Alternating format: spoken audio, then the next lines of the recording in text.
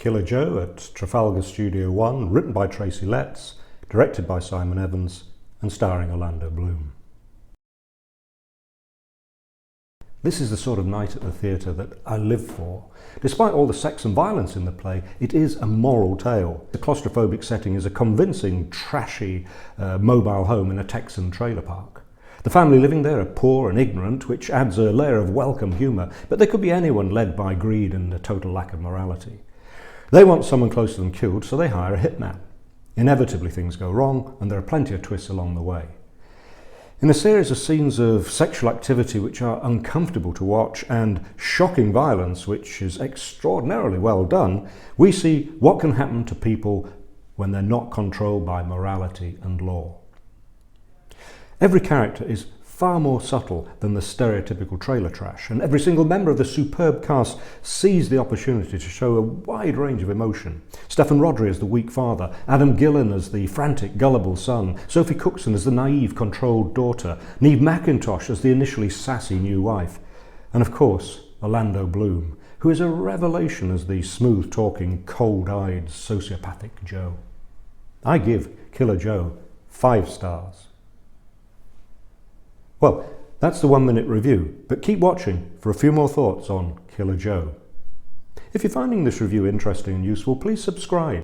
And you might also like to catch my podcast, Theatre News Weekly, for the latest news about new shows and the world of theatre. So here's a little more about Killer Joe with a few minor spoilers. Killer Joe was written by Tracy, who's an actor who understands how theatre works and how to create great roles for actors. It's reminiscent of Jacobean revenge tragedy, with a nod to the claustrophobic, overheated southern dramas of Tennessee Williams.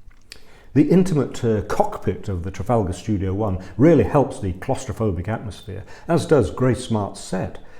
The literal trailer trash is very detailed and adds to the play's recreation of trailer trash lifestyle, with its automatic switching on of Prozac television and its fast food diet. It's a unique theatrical experience. For example, there's no substitute for seeing someone hit in the face actually in front of you. And incidentally, the graphic fights directed by Jonathan Holby were incredibly well done.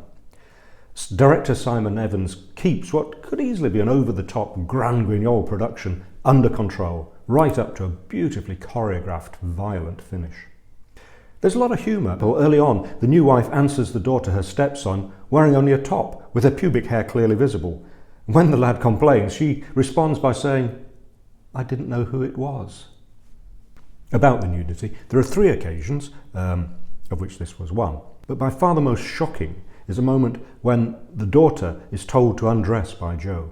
He has his back to her, but she's facing us, the audience, which makes us feel complicit in the abuse.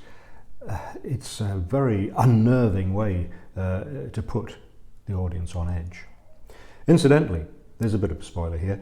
It's a kind of pact with the devil, and it involves a kind of virgin sacrifice. In this case, the devil is Joe, and the virgin is the young woman in the trailer. Orlando Bloom's sinister alpha male dominates the evening, but Sophie Cookson, when confronted with the sexual advances of Joe, is brilliant in walking the tightrope between being frightened and, because she's used to being controlled, willing.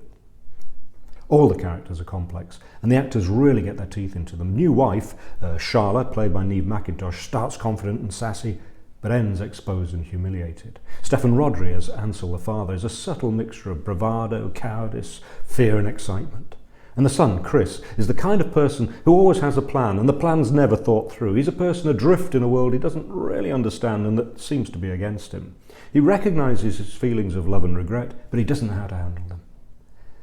Gillen conveys this with jerky body movements and looks of wonder as he realises what's going on. Finally, a word about the excellent use of music by Edward Lewis, both his own unobtrusive mood-creating sound and his sinister use of well-known pop songs. Killer Joe is another great show from producer Emily Dobbs, and it's on at Trafalgar Studio 1 until the 18th of August 2018. Please subscribe to my YouTube channel, 1 Minute Theatre Reviews, by clicking the icon in the bottom left of the screen.